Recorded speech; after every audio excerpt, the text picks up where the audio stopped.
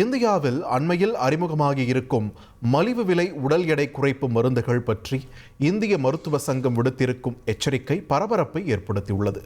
இது பற்றி விவரிப்பதுடன் மருத்துவ வல்லுநருடன் கலந்துரையாட இருக்கிறார் சிறப்பு தொகுப்பாளர் Ranjith. Over to you Ranjith. வணக்கம் நேயர்களே. வெயிட் லாஸ், உடல் எடையை குறைத்து கட்டுக்கோப்பாக வைத்துக் கொள்ள வேண்டும் என்கிற ஆர்வம் இன்றைய இளைஞர்கள், இளம் பெண்கள் மட்டுமில்லாமல் அனைத்து வயதினரிடையேயும் அதிகமாக இருக்கிறத நம்ம பார்க்குறோம்.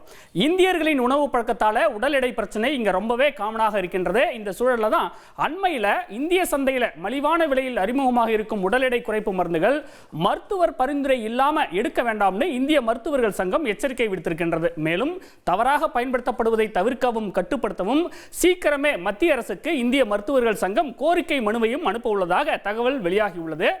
உடல் எடை குறைப்புக்காக பாருங்க, நம் நாட்டில் ஏற்கனவே பல்வேறு வகையான மருந்துகள் விற்பனை செய்யப்படுகின்றது. எல்லா மெடிசனும் எல்லோருக்கும் உடனடியாக பலன் தந்து விடுவதில்லை. அதனால புதிய மெடிசன் ஏதாச்சும் வந்துச்சுன்னா உடனே அதை முயற்சித்து பார்க்கலாம்னு பலரும் ஆர்வமாக வாங்குறாங்க. அப்படி ஏற்கனவே விற்பனை செய்யப்படும் மருந்துகளுடன் ஒப்பிடும்போது புது வரவான GLP-1 மருந்து மாபெரும் தள்ளுபடி விலையில் இந்திய சந்தையில் நுழைஞ்சிருக்கு.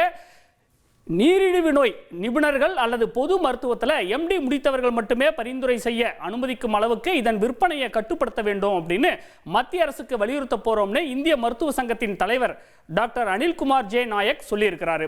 இதில் சர்ப்ரைஸான ஒரு விஷயம் பாருங்க. இந்த GLP-1 அப்படிங்கிறது நீரிழிவு நோயாளிகளுக்காக அறிமுகப்படுத்தப்பட்ட ஒரு மருந்து. இந்த மருந்து இப்போ உடல் எடையை குறைப்பதற்காக பரவலாக பயன்படுத்தப்பட்டு வருகிறது. காரணம், ரிசல்ட் பிரமாதமாக இருக்கு. அதே நேரத்தில் இது தவறானது, மருத்துவரை கலந்தாலோசிக்காமல் எடுத்துக்கொள்ளப்படும் போது எந்த ஒரு நவீன ஆங்கில மருந்தும் ஆபத்தானது அப்படின்னு அவர் எச்சரிக்கை விடுத்திருக்கின்றார். இந்த GLP-1 மருந்தால என்னென்ன பக்க விளைவுகள் ஏற்படும் தெரியுமா? குமட்டல், வாந்தி, வயிற்றுப்போக்கு, கணைய அடர்ச்சி மாதிரியான பக்க விளைவுகள் ஏற்பட வாய்ப்பு இருப்பதாகவும், அரிதான சமயங்களில் தைராய்டு கேன்சர் ஏற்படும் அபாயமும் இருப்பதனால இது உயிரிழப்பையும் ஏற்படுத்தும் அப்படின்னு IMA தலைவர் மக்களுக்கு ஒரு முக்கியமான வார்னிங் ஒன்று கொடுத்திருக்கிறாரு. இந்த GLP-1 மெடிசன் சம்பந்தமான விற்பனை தொடர்பாக ஆன்லைன் மருந்தகங்கள், மொத்த விற்பனையாளர்கள், சில்லறை விற்பனையாளர்கள், கிளினிக்குகள்னு மொத்தம் 49 இடங்களில் IMA ஆய்வு செய்ததாக சுட்டிக்காட்டியிருக்கின்றது. இப்போ இந்த GLP-1 மருந்துகளுக்கான அந்த காப்புரிமை காலாவதி ஆனதுனால சில முக்கிய மருந்து நிறுவனங்கள் என்ன பண்ணியிருக்கிறாங்கன்னா, மலிவான விலையில் ஜென்ரிக் மெடிசன் சொல்லுவாங்க இல்லையா, பொதுவான மாற்று மருந்துகளை வெளியிட்டிருக்குது சந்தையில். அதனால இந்த மாற்று மருந்துகள் தற்போதைய விலையை விட மிக மிக மிக குறைவான விலையில் கிடைப்பதாக சொல்லப்படுகிறது. அதனால மக்கள் ரொம்பவே ஆர்வமாக அதை வாங்குறாங்க. அப்படிப்பட்ட மருந்துகளையும் மருத்துவர்கள் கிட்ட ஆலோசனை இல்லாமல் பயன்படுத்தினா கடுமையான பக்க விளைவுகளும் பிரச்சனைகளும் ஏற்படும் என்று சுட்டிக்காட்டியிருக்கின்றது IMA. இந்த நேரத்தில் நம்முடைய நீரிழிவு நோய் சிறப்பு மருத்துவர் சிவபிரகாஷ் இணைகிறார். அவரிடம் பேசுவோம். சார் வணக்கம், இணைப்பில் இருந்தமைக்கு நன்றி. சார், இப்போ இங்கே சொல்லப்பட்டிருக்கிற அந்த உடல் எடை குறைப்பு மருந்து இந்தியாவில் முதல்ல எந்த அளவுக்கு பிரபலமா இருக்கு, அதை பத்தி சொல்லுங்க. அனைவருக்கும் வணக்கம்.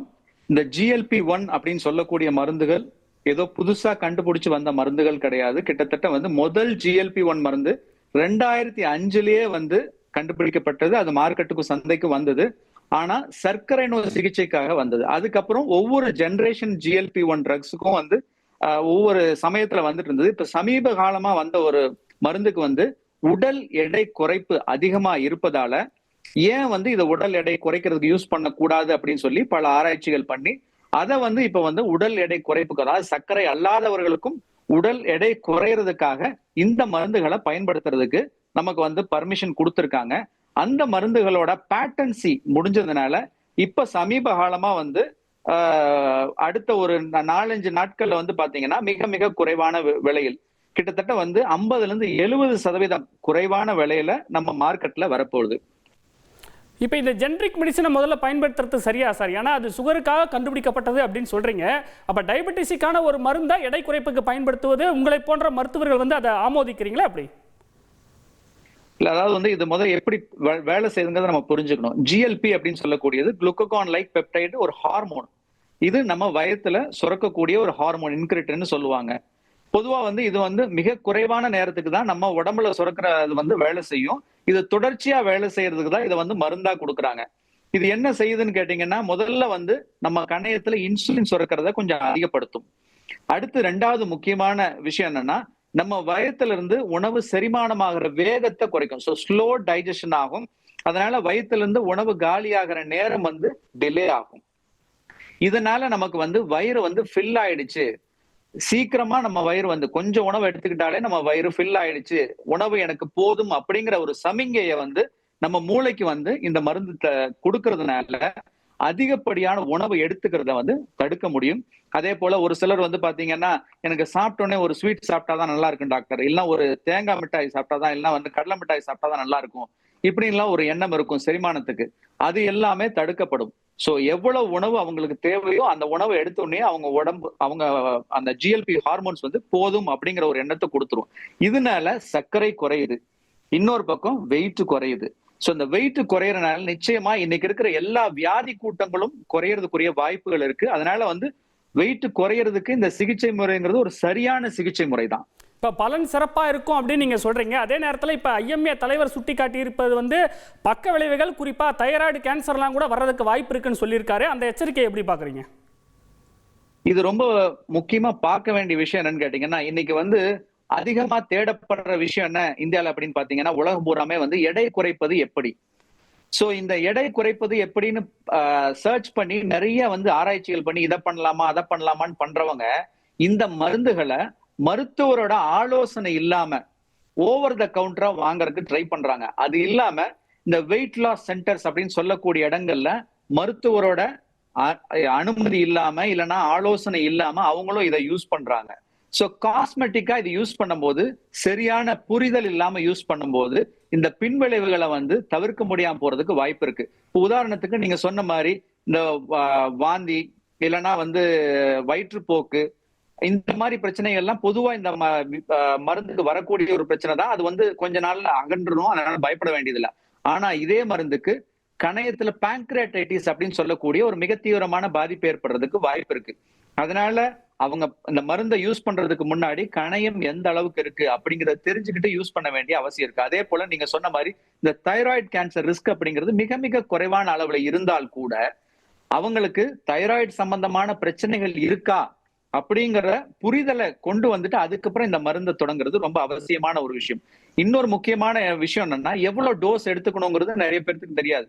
இந்த மாதிரி வெயிட் லாஸ் அப்படின்னு போறவங்க எல்லாருமே எனக்கு சீக்கிரம் வெயிட் குறையணும், உடனே எங்கிட்ட கேட்கிற கேள்வி என்ன, டாக்டர் எனக்கு 1 மாசத்துல எவ்வளவு குறையும், 1 வாரத்துல எவ்வளவு குறையும். சோ இந்த அவசரம் இருக்கும்போது அவங்க அதிகப்படியான டோஸ் எடுத்துக்கிறதுக்குரிய வாய்ப்புகள் இருக்கும். அதனால பின்விளைவுகள் வர்றதுக்குரிய வாய்ப்புகள் அதிகம். சோ அதனால இந்த மருந்துகளை நாணமில்லா சுரபி நிபுணர், எண்டோக்ரைனாலஜிஸ்ட் சொல்லுவாங்க, இல்லைன்னா டயபெட்டாலஜிஸ்ட் சர்க்கரை நோய் நிபுணர் அல்லது எம்டி மெடிசன் முடிச்சவங்க, இவங்க மட்டும்தான் பரிந்துரை செய்யணும். மத்தவங்க யாரும் பரிந்துரை செய்யக்கூடாது. பரிந்துரை மருத்துவரோட பரிந்துரை இல்லாம இந்த மருந்துகளை எடுத்துக்க கூடாது அப்படிங்கிற ஒரு முக்கியமான ஒரு எச்சரிக்கையை கொடுக்கறது தான் ஐஎம்ஏவோட நோக்கம். அதுதான் வந்து இன்னைக்கு வந்து அவங்க வந்து ஒரு ரிப்போர்ட் கொடுத்திருக்காங்க. நன்றி சார். இணைப்பில் வந்து உங்களுடைய கருத்துக்களை பகிர்ந்து மிக்க நன்றி. ஒவ்வொரு நேயருக்கும் புரியும்படி ரொம்ப அழகாக தெளிவாக சொன்னீங்க.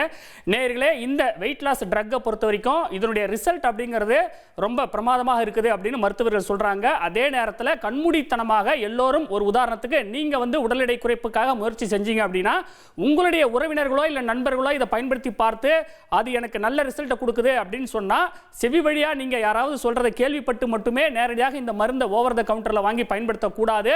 நிச்சயமாக மருத்துவரின் அறிவுரைப்படி உங்களுக்கு உடம்புல வேறு ஏதாவது அந்த பிரச்சனைகள் இருக்கா, குறிப்பிட்ட சில பிரச்சனை உள்ளவர்களுக்கு அந்த மருந்தை வந்து தவிர்க்க வேண்டும் அப்படிங்கிறது மருத்துவ நிபுணர்களின் கருத்தாக இருக்கின்றது. அதனால மருத்துவரின் ஆலோசனை இல்லாமல் இந்த உடல் எடை குறைப்பு மருந்தை பயன்படுத்த வேண்டாம் என்பது மருத்துவர்களின் அறிவுரையாக உள்ளது.